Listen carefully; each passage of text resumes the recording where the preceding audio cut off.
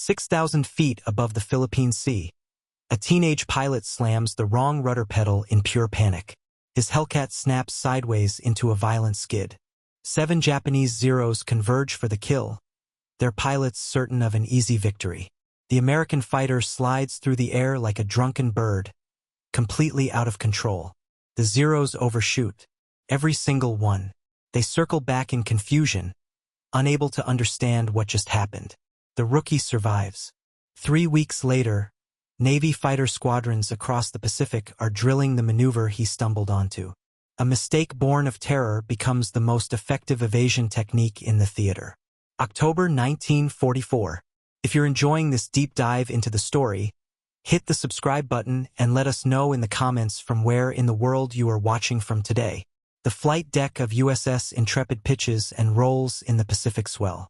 Salt spray mists across rows of F6F Hellcats, their wings folded like sleeping birds. The smell of aviation gasoline mingles with hot metal and diesel exhaust. October heat turns the hangar deck into a furnace. Sweat soaks through flight suits before pilots even reach their aircraft. This is the rhythm of carrier warfare in 1944. Launch, fight, land, repeat, until the ship or the pilot breaks. The strategic situation favors America now. Industrial production has turned the tide. Where once the Navy counted every fighter, now squadrons deploy with full complements. Hellcats roll off Grumman's production lines faster than Japan can train pilots to oppose them. But individual combat remains personal. Skill against skill. Experience against courage. Physics against physics. Japanese Zero pilots know their aircraft. They understand its strengths. Tight turning radius, exceptional climb rate, remarkable range. They know its weaknesses too. Light construction, minimal armor, fuel tanks that burn when hit. But most of all, they know American fighter tactics. Boom and zoom attacks, vertical fighting, energy management. They have learned to counter these techniques through bitter experience. When an American fighter commits to a turning engagement at low altitude, the Zero pilot has every advantage. The mathematics are simple. In a sustained turn at 250 knots, a Zero can outturn any American fighter. The lighter wing loading and slower stall speed give Japanese pilots a killing edge. American doctrine acknowledges this. Never turn with a Zero. Maintain speed. Use altitude. Attack from above, extend, climb, repeat. It is sound doctrine backed by hundreds of combat hours. But doctrine assumes the pilot has options. Sometimes he does not. Fighter Command has studied the loss reports. Hellcats shot down in turning engagements.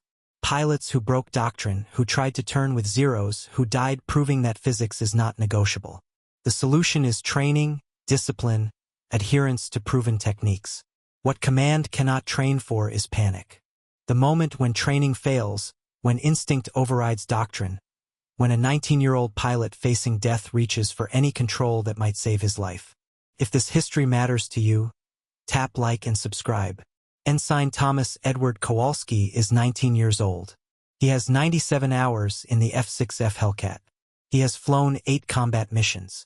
He is assigned to VF-18 aboard USS Intrepid, operating in the Philippine Sea as part of Task Force 38.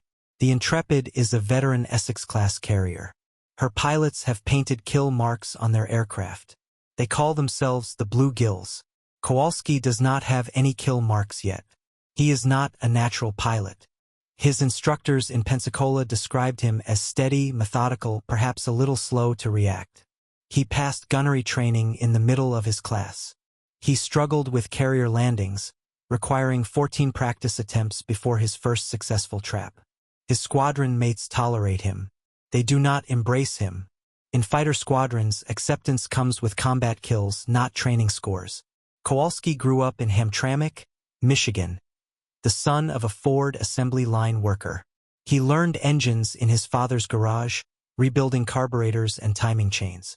He knows patience because automotive repair teaches you to solve problems in sequence. You test compression before you rebuild the engine. You check spark before you replace the ignition. Panic breaks more machinery than wear. He joined the Navy in January 1943 because he wanted to serve and because he had no money for college. Flight training was harder than expected. Primary training in Stearman's nearly ended his career. He ground-looped on his third solo flight, damaging a wing and denting his confidence. His instructor recommended additional training. Kowalski repeated 6 weeks of instruction. He graduated barely. Advanced training brought him to Corpus Christi and the F6F Hellcat. The Hellcat was a different animal from the Stearman. 14 cylinders, 2,000 horsepower, 6.50 caliber machine guns. It weighed 3 tons empty. It demanded respect. Kowalski gave it respect. He studied the manual until he memorized emergency procedures. He practiced instrument approaches until he could fly them with his eyes closed. He understood that the Hellcat would forgive small mistakes but not large ones. He arrived aboard Intrepid in August 1944. The ship was operating off the Philippines, supporting MacArthur's return. Kowalski flew his first combat mission on August 15th. He did not fire his guns. His second mission was close air support over Luzon. He strafed a supply convoy but could not confirm damage. His third mission was a fighter sweep over Formosa. He encountered no enemy aircraft. By October, he had flown 8 missions without seeing a zero. Other pilots in VF-18 had multiple kills.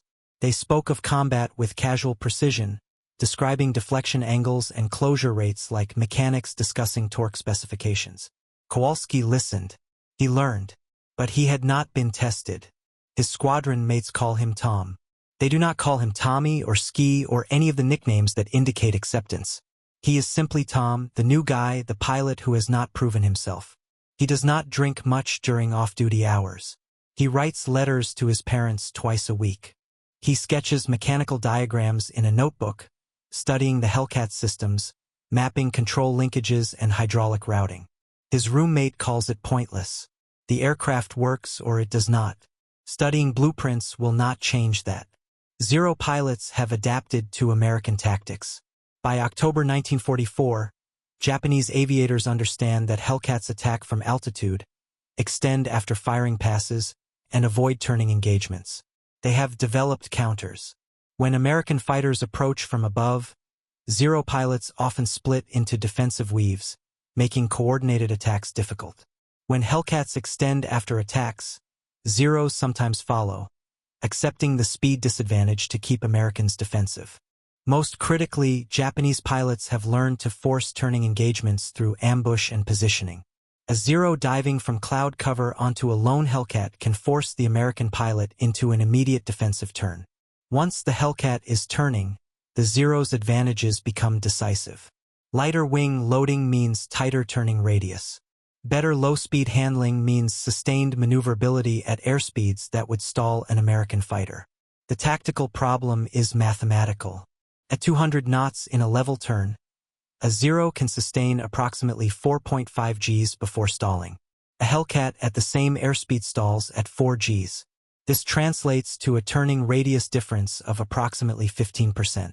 In combat, 15% is the margin between life and death. The American pilot who tries to match a Zero's turn will either stall his aircraft or open his turn radius enough for the Japanese pilot to gain firing position. American doctrine addresses this through energy management. Maintain speed. Use altitude. Never allow the engagement to become a sustained turning fight. But doctrine assumes the pilot has choices. When a Zero bounces a Hellcat at low altitude, when surprise eliminates the American advantage of speed and position, the American pilot faces an impossible situation. Turn and be outmaneuvered. Do not turn and accept gunfire from behind. Combat reports from the theater document this dilemma. Hellcats lost when pilots attempted to turn with Zeros. Citations for killed pilots always note their courage but rarely mention the tactical impossibility they faced. A few pilots have survived these encounters through extreme maneuvers. Barrel rolls that bleed energy rapidly. Split-S dives that trade altitude for speed. Vertical climbs that leverage the Hellcat's power advantage. But these techniques require altitude and preparation. They do not solve the fundamental problem of the turning engagement forced at low level. Intelligence reports suggest Japanese pilots practice these ambush techniques specifically. Mock dogfights against captured American aircraft have taught Zero pilots the exact airspeeds and altitudes where they hold decisive advantages. They understand that American pilots will follow doctrine until doctrine stops working. At that point, most Americans improvise. Improvisation in aerial combat usually means death. Squadron commanders know this. They brief defensive techniques, never fly alone, maintain altitude, extend immediately when bounced. But they also know that combat creates situations doctrine cannot address. When a pilot faces 7 Zeros at 6,000 feet with no altitude to trade and no wingman in sight, doctrine becomes academic. Survival depends on physics and luck. Kowalski studies the problem because he has time and because fear motivates learning. During ready room briefings, he listens to combat reports. Pilots describe Zero capabilities with the precision of engineers, turning radius at various speeds, roll rate at different airspeeds, stall characteristics in different configurations. He sketches these details in his notebook, creating performance charts that compare Hellcat and Zero capabilities across flight envelopes. What interests him most are the survival stories. The few pilots who have escaped turning engagements with Zeros describe similar experiences. Sudden, violent maneuvers that broke lock-on attempts. Uncoordinated flight that confused enemy pilots. In several cases, pilots report that loss of control actually saved their lives, making their flight path unpredictable enough to spoil Japanese firing solutions. Kowalski begins thinking about this analytically. Conventional evasive maneuvers follow predictable patterns. Barrel rolls, split-S dives, Immelman turns. An experienced enemy pilot can anticipate these maneuvers and position accordingly. But uncontrolled flight, true loss of control, creates unpredictable trajectories. If the American pilot can recover from uncontrolled flight faster than the enemy pilot can adjust his attack, the defensive technique might work. The physics appeal to him. In a coordinated turn, the aircraft follows a predictable arc. Control inputs produce expected results. But in an uncoordinated skid, the aircraft slides laterally through the air, changing both heading and flight path simultaneously. The trajectory becomes much harder to predict. An attacking pilot leading the target would miss because the target is no longer following the expected course. Kowalski mentions this theory during a ready room discussion. Other pilots listen politely. One veteran with 6 kills points out that uncontrolled flight usually ends in a crash. Better to die fighting with proper technique than to lose control and auger in. Kowalski agrees, but he continues thinking about it. There might be a middle ground between controlled maneuvers and complete loss of control. The F6F has powerful rudders, large vertical stabilizer, effective control authority, good response at moderate airspeeds. In normal flight, pilots use rudder to coordinate turns, keeping the aircraft's nose pointed where it is going. But what would happen if the pilot deliberately uncoordinated the flight? Applied full rudder while maintaining wing level with ailerons? The aircraft would skid sideways through the air, creating the unpredictable flight path he has been considering. He tests this theory during practice flights carefully and at altitude. Level flight at 250 knots. Full left rudder, ailerons neutral. The Hellcat yaws violently to the left while maintaining wings level. The aircraft slides sideways through the air, slipping through its own wake. The sensation is violent, disorienting. G-forces slam him against the right side of his cockpit. But the aircraft remains controllable. Release the rudder, and normal flight resumes immediately. Kowalski practices the technique at different airspeeds and configurations. It works best between 200 and 300 knots. Below 200, the rudder has insufficient authority to create dramatic sideslip. Above 300, the aerodynamic loads become excessive, and the aircraft feels like it might come apart. But within that envelope, the Hellcat will skid sideways on command, creating exactly the unpredictable flight path he theorized. He does not report these experiments. The technique violates basic flight safety principles. Deliberate, uncoordinated flight stresses the airframe and increases stall risk. If an instructor observed him practicing sideslips in combat formation, he would be grounded for dangerous flying. But the physics work.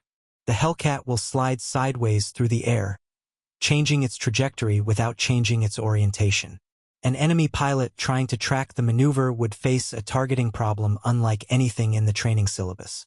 October 24, 1944. The mission is a fighter sweep over Luzon, part of the softening campaign before MacArthur's landing. Weather is clear, visibility unlimited. 12 Hellcats from VF-18 launch at 0630 hours. Kowalski flies wing position in the second section. His section leader is Lieutenant Junior Grade Murphy, a veteran with 4 confirmed kills. The flight proceeds normally for the first hour. They climb to 15,000 feet and set course for the target area. Radio chatter is minimal. Standard formation procedures. Kowalski checks his instruments every 30 seconds. Oil pressure, fuel quantity, engine temperature, ammunition count. Everything normal. His hands are steady on the controls. The cockpit smells like leather and oil and the metallic scent of oxygen from his mask. They cross the Luzon coastline at 0730. The landscape below is green jungle broken by brown rivers. No signs of enemy activity. No anti-aircraft fire. The formation spreads into combat spread, doubling the distance between aircraft. Kowalski moves out to 500 yards from Murphy's aircraft. Good position for mutual support, far enough apart to avoid collision if someone maneuvers suddenly. The first contact call comes at 0745. Bandits, 2 o'clock high, Angels 20. Kowalski looks up and right. Tiny specks against the blue sky, maybe 8 or 10 aircraft. Too far to identify, but the flight profile suggests fighters, not bombers. The section leader acknowledges. Roger, bandits in sight. All flights, maintain altitude and course. The enemy aircraft descend toward them. As they close, Kowalski can make out the distinctive silhouettes. Zeros. 7 of them in a loose formation. They have altitude and position advantage. The American formation is caught low with no room to maneuver down. This will be a head-on engagement followed by a turning fight. Everything doctrine warns against. The section leader calls the attack. Blue flight, bandits incoming, head-on pass, break right after the merge. Standard procedure. Take the head-on shot, then break into a defensive turn to avoid being trapped by superior numbers. It should work if executed properly. But Kowalski is flying wing, not leading. His job is to follow Murphy and protect his leader's 6 o'clock position. The merge happens at 300 knots closing speed. Zeros flash past, close enough to see pilot silhouettes. Muzzle flashes wink from several aircraft. Kowalski does not fire. No clear shot, too much risk of hitting friendly aircraft. The formation breaks right as briefed. Murphy rolls into a hard turn. Kowalski follows. But the zeros do not extend. Instead of continuing past and setting up for another attack, they reverse course immediately and follow the Americans into the turn. This is not standard Japanese doctrine. Zero pilots usually avoid prolonged turning engagements with multiple Hellcats. But today they commit to the fight. Within 30 seconds, the engagement becomes chaotic. 12 American fighters and 7 Japanese fighters circling in a turning engagement at 12,000 feet. Aircraft cross firing lines constantly. No clear shots. The radio erupts with position calls and warnings. 0 on your 6, blue 3. Break left, blue leader. I'm hit. Heading for the deck. Kowalski loses sight of Murphy in the melee. He finds himself alone, turning hard left to avoid a 0 that has positioned on his tail. The Japanese pilot is good. He matches Kowalski's turn radius and slowly closes the distance. Kowalski can see the enemy aircraft in his mirrors. Sleek, olive drab, orange meatball on the wings. The pilot is methodical, patient, closing the distance gradually. Standard doctrine says extend. Use power and speed to break contact. But Kowalski has no altitude advantage, and 3 other zeros are positioned to cut off his escape route. If he straightens out of the turn, he will fly directly into their guns. He must keep turning, even though the 0 behind him is gaining position. The pursuit continues for 2 minutes. Kowalski turns harder, tightening his radius to prevent the 0 from gaining firing position. But the Japanese aircraft has better turning performance. Gradually, inevitably, the Zero pulls lead. Kowalski can see the enemy pilot's head tracking his movement, calculating deflection angle. More Zeros join the pursuit. 2 more aircraft slide into position behind the leader. Now Kowalski faces 3 enemy fighters at close range with no escape route. They have him cornered. The lead Zero begins firing. Tracers arc past his canopy. Too close. The next burst will connect. In that moment, doctrine fails. Training fails. Clear thinking fails. Kowalski panics. Kowalski's right foot slams the rudder pedal with full force. He means to kick the left pedal to skid the aircraft away from the incoming tracers. But panic scrambles coordination. His right foot finds the right pedal instead. The Hellcat's nose snaps violently to the right while the aircraft continues turning left. The effect is catastrophic and immediate. The F6F enters a violent sideslip, sliding sideways through the air while maintaining its turning bank angle. The nose points 30 degrees right of the flight path. The aircraft shudders and buffets as clean airflow separates from the wings and fuselage. G-forces slam Kowalski against the left side of his cockpit. The Hellcat's trajectory becomes instantly unpredictable. Instead of following a smooth turn radius, the aircraft slides diagonally across the sky. The change in flight path is so sudden and dramatic that the pursuing Zero pilot cannot adjust his firing solution. The tracers that should have hit Kowalski's aircraft miss by 50 yards. The lead Zero overshoots, flying directly through the space where Kowalski's Hellcat should have been. The Japanese pilot, committed to his firing pass, cannot turn inside Kowalski's new trajectory. The second Zero also overshoots, confused by the American aircraft's impossible flight path. The third Zero breaks off, unable to establish a firing solution on a target that is sliding sideways through the air. Kowalski releases the rudder pedal. The Hellcat snaps back into coordinated flight, but the damage to the enemy formation is complete. All 3 Zeros have lost position. 2 are extending ahead of him, vulnerable to counterattack. The third is turning wide, trying to re-establish contact. For the first time in the engagement, Kowalski has tactical advantage. If you find this story engaging, please take a moment to subscribe and enable notifications. It helps us continue producing in-depth content like this. He does not waste it. The nearest Zero is 400 yards ahead, climbing and turning left. Kowalski follows, lining up a perfect deflection shot. 6.50 caliber machine guns converge on the enemy aircraft. The Zero staggers as rounds strike the fuselage. Smoke pours from the engine. The Japanese pilot rolls inverted and dives toward the jungle below. Kowalski does not follow. He has learned enough about energy management to avoid diving after damaged aircraft. Instead, he climbs back toward the main engagement. As he gains altitude, he sees the aftermath of the fighting. Several aircraft trail smoke. Parachutes dot the sky. The organized formation combat has dissolved into individual duels scattered across 10 miles of sky. A radio call brings him back to immediate concerns. Blue 2. You've got company high and behind. Kowalski looks back and up. For Zeros in loose formation, positioning for an attack. They have altitude and numbers advantage. The smart move is to extend, to run for home while he still has options. But the same tactical situation that trapped him earlier is developing again. This time, Kowalski does not panic. He remembers the side slip. As the Zeros begin their attack dive, he deliberately applies full right rudder while maintaining wings level with ailerons. The Hellcat slides violently to the right. The lead Zero's deflection calculation becomes worthless. His burst misses by the same wide margin.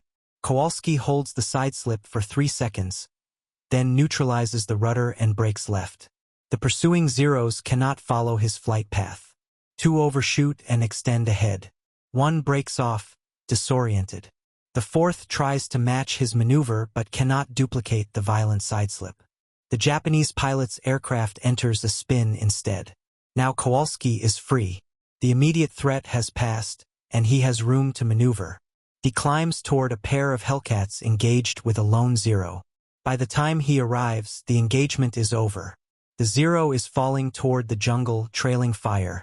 The American pilots are orbiting, checking for additional threats.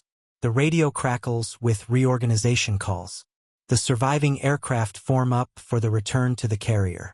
Kowalski counts aircraft as they join formation. 10 Hellcats remain from the original 12. Acceptable losses for the size of enemy formation encountered.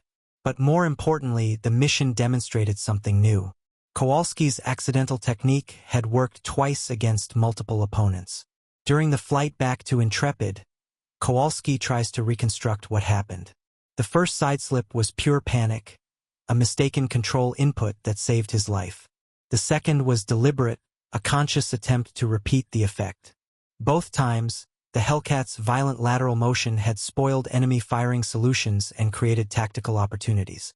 He lands aboard Intrepid with 180 rounds of ammunition remaining. Normal post-mission procedures: engine shutdown, post-flight inspection, debrief in the ready room. But the debrief is different this time. The Air Group intelligence officer wants to hear about the unusual maneuvers other pilots witnessed. Lieutenant Commander Harrison, the VF-18 Squadron Commander, questions Kowalski directly. Blue 2, describe your evasive actions during the first engagement. Kowalski explains the sequence. Turning fight, trapped by multiple aircraft, applied rudder to avoid gunfire, Hellcat entered sideslip, enemy aircraft overshot. Harrison asks for clarification. You deliberately sideslipped during combat? Kowalski hesitates. The first application was accident, the second deliberate. He decides on honesty. The first time was a mistake, sir. Wrong rudder pedal. But it worked, so I tried it again later. The intelligence officer makes notes. Other pilots in the ready room listen with interest. Murphy, Kowalski's section leader, confirms the account. I saw Blue 2's aircraft from about 2 miles away. Looked like he lost control, but then he was shooting at a zero. Strangest thing I ever saw in a dogfight. Harrison asks about aircraft controllability during the maneuver. Kowalski describes the violent buffeting, the lateral G-forces, the rapid transition back to normal flight when he released the rudder. Harrison notes that Kowalski retained control authority throughout the sequence. No actual loss of control, just uncoordinated flight. The squadron commander dismisses the pilots but asks Kowalski to remain. When the ready room empties, Harrison questions him more specifically. How much rudder input? What airspeed? How long did he hold the sideslip? What were the effects on aircraft stability? Kowalski answers as precisely as possible. Full rudder deflection. Approximately 250 knots. 3 to 5 seconds duration. Aircraft remained controllable but required constant aileron input to maintain wings level. Harrison asks if Kowalski has practiced this technique before. Kowalski admits to experimental flights at altitude, testing the concept of deliberate, uncoordinated flight as an evasive maneuver. Harrison is quiet for a long moment.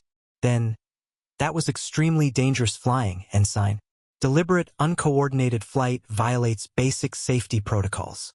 He pauses. It also saved your life and possibly several others. I want you to brief the technique to the other pilots. But first, I want you to demonstrate it under controlled conditions with me flying chase. The test flight is scheduled for October 26th. Clear weather, unlimited visibility.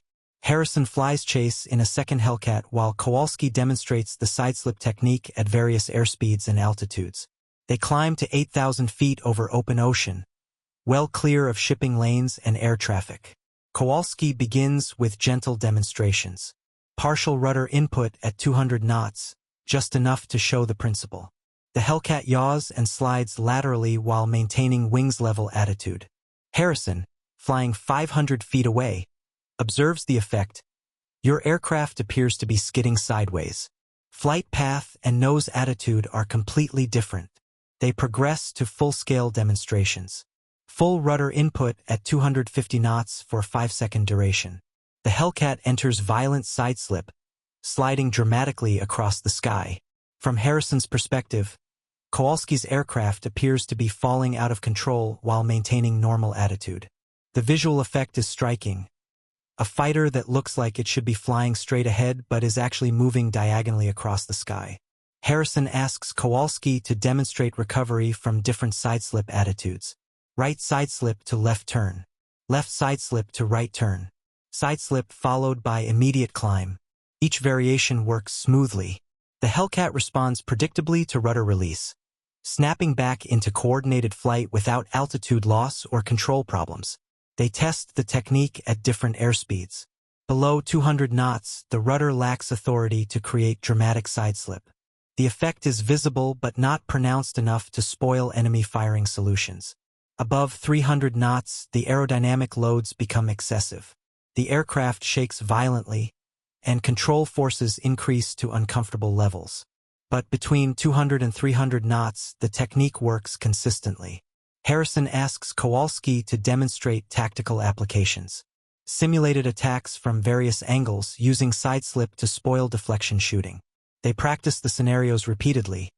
Head-on pass with sideslip at the merge, pursuit curve with sideslip to force overshoot, multiple aircraft attack with sideslip to break formation. Each scenario confirms the technique's effectiveness. An attacking pilot calculating deflection angle cannot account for sudden lateral motion.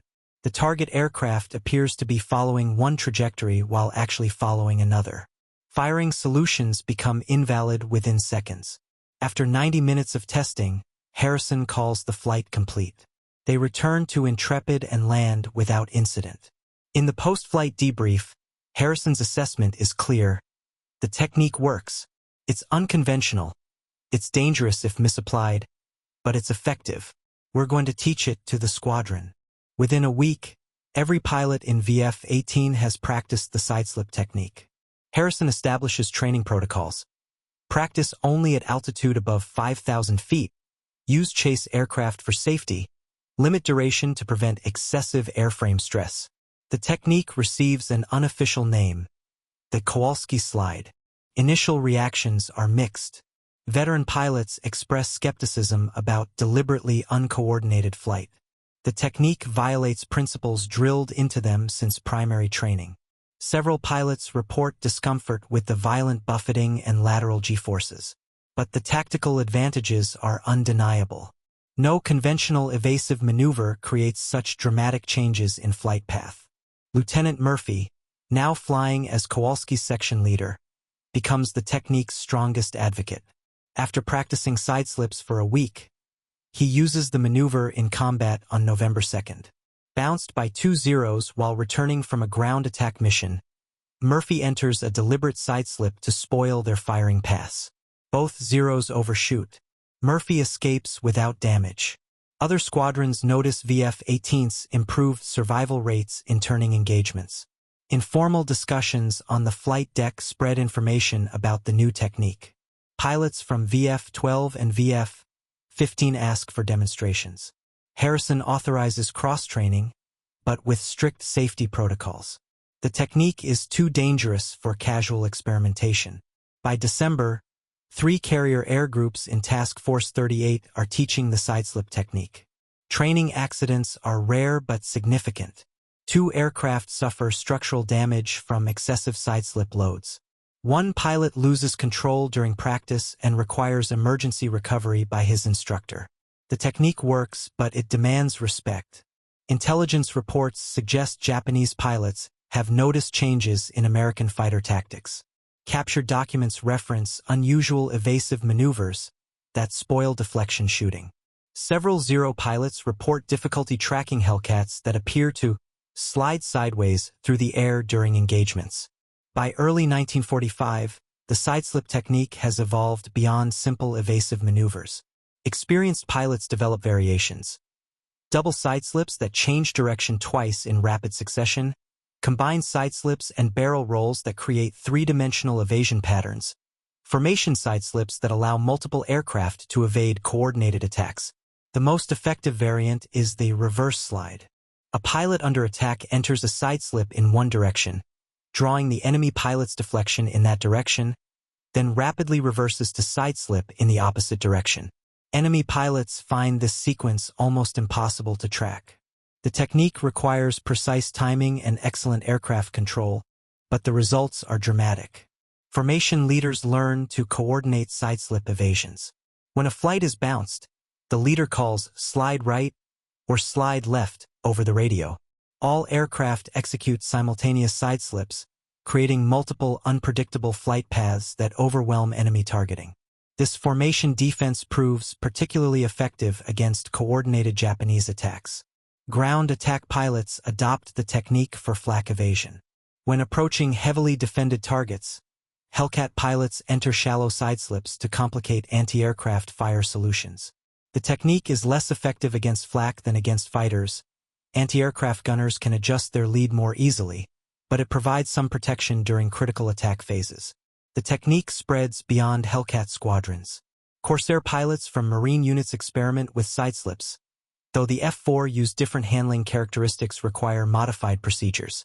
P-38 Lightning pilots develop their own version, using differential thrust to enhance the sideslip effect. Even some bomber crews practice sideslips as emergency evasion techniques.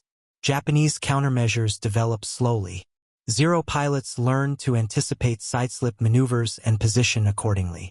Some enemy pilots begin using deliberate overshoot attacks, expecting American fighters to sideslip and planning to recover position after the maneuver. But these counters require experience and skill that few Japanese pilots possess by late 1944. Statistical analysis of combat reports shows significant improvement in Hellcat survival rates. Between November 1944 and March 1945, aircraft equipped with sideslip-trained pilots show 23% lower loss rates in turning engagements compared to the previous 6 months. The improvement is most pronounced in multi-aircraft dogfights where traditional energy management techniques are ineffective. Individual pilot survival improves even more dramatically. Of the 18 VF-18 pilots who master the sideslip technique, 16 survive the war. This represents an 89% survival rate in a squadron that previously averaged 74% survival. The difference correlates directly with adoption of the new evasive maneuver. Enemy pilot testimonies, gathered from interrogations of captured airmen, confirm the technique's effectiveness. One Japanese ace describes American fighters that moved like drunken birds and proved impossible to track in deflection shooting. Another captured pilot mentions American tactics that violated the laws of aerodynamics and made conventional pursuit techniques ineffective. More broadly, the sideslip technique contributes to American air superiority in the final months of the Pacific War. Japanese pilots, already facing numerical and material disadvantages, now encounter American fighters capable of evasive maneuvers outside their training experience. The psychological impact compounds the tactical effectiveness. Accident reports show the technique's risks as well as benefits. Between November 1944 and war's end, 7 aircraft suffer structural damage from improper sideslip application. 3 pilots lose control during training and require emergency procedures. 1 training accident results in fatality when a pilot enters an unrecoverable spin while attempting a sideslip at low altitude. The Bureau of Aeronautics conducts comprehensive testing of the sideslip technique in 1946. Using captured Japanese aircraft and experienced enemy pilots, Navy test pilots demonstrate the maneuver's effectiveness against various attack profiles. The formal report concludes that deliberate sideslip provides significant tactical advantage in defensive engagements where conventional maneuvers are ineffective. The technique is incorporated into post-war fighter training curricula, though with extensive safety restrictions. Pilots must demonstrate mastery of basic aerobatics before attempting sideslips. Training occurs only at altitude with qualified instructors. The violent nature of the maneuver limits its use to emergency situations. Korean War pilots report using modified versions of the technique against MiG-15s. The jet aircraft's higher speeds and different handling characteristics require adapted procedures, but the basic principle remains effective. Sideslips continue to spoil enemy deflection shooting when conventional maneuvers fail. Modern fighter aircraft incorporate fly-by-wire systems that prevent deliberate, uncoordinated flight for safety reasons. But the tactical principle survives in electronic warfare. Unpredictable flight paths that complicate enemy tracking and targeting systems. The descendant technologies include chaff dispensing, radar jamming, and computer-controlled evasive maneuvering. Thomas Kowalski survives the war. He flies 47 combat missions and is credited with 6 confirmed kills and 3 probables. He receives the Distinguished Flying Cross for the October 24 engagement and the development of the sideslip technique. The citation mentions his innovative tactical thinking and exceptional courage under fire. He is promoted to lieutenant junior grade in December 1944 and to full lieutenant in March 1945. He returns to the United States in August 1945 aboard USS Intrepid as the ship transits home for overhaul. He is assigned to Fighter Training Command in Pensacola, where he teaches the sideslip technique to new pilots until his discharge in February 1946. Kowalski does not remain in aviation after the war. He returns to Michigan and uses the GI Bill to attend engineering school at the University of Michigan. He graduates in 1949 with a degree in mechanical engineering. He works for General Motors for 34 years, retiring as chief engineer for transmission design. He never flies again. In 1962, he receives a letter from the Naval Aviation Museum requesting information about the development of combat evasive techniques. He provides a detailed written account of the October 1944 discovery and subsequent testing. The account becomes part of the museum's tactical development archives, though it receives little public attention. Kowalski marries in 1947 and raises 2 children. His son becomes a commercial airline pilot. His daughter becomes an aerospace engineer. Neither learns about their father's wartime innovation until they read his Naval Aviation Museum interview in the 1980s. Kowalski rarely discussed the war, preferring to focus on engineering problems and family concerns. He attends VF-18 reunions until the 1990s, when age and health prevent travel.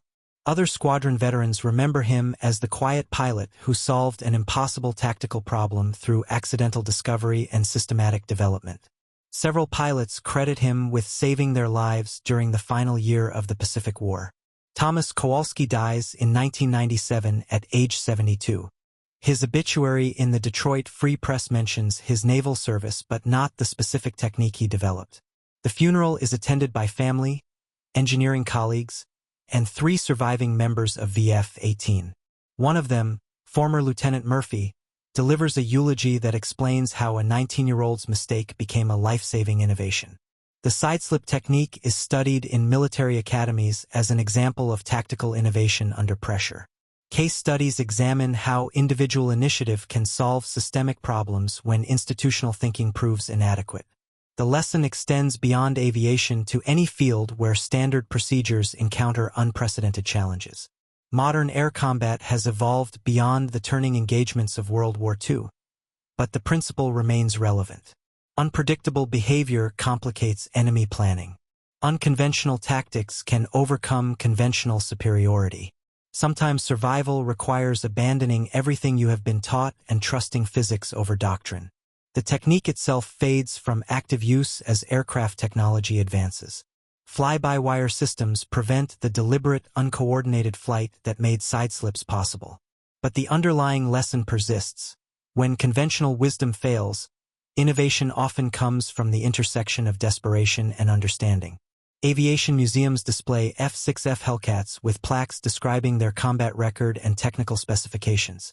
Few mention the teenage pilot who discovered that panic could be transformed into tactical advantage, or the accidental control input that became standard doctrine. The aircraft remain, but the human story of discovery and adaptation receives less attention. Perhaps that is appropriate. Thomas Kowalski would have preferred it that way. He was an engineer, not a warrior. He solved a problem because the problem needed solving, not because he sought glory or recognition. The solution worked. Other pilots lived. For him, that was sufficient reward. In the end, the story is not about heroism or innovation, but about the quiet moments when logic intersects with necessity. When a frightened pilot reaches for any control that might save his life and accidentally discovers something new. When systematic testing transforms accident into technique. When individual courage combines with institutional wisdom to solve problems no one anticipated. The sky above the Pacific is empty now of Zeros and Hellcats. But the lesson remains written in the physics of survival. Sometimes the difference between death and life is a single control input, applied at exactly the right moment, by someone brave enough to trust that falling can be safer than flying. Thomas Kowalski knew. He just did not need anyone to say it. Thank you for watching. For more detailed historical breakdowns, check out the other videos on your screen now and don't forget to subscribe.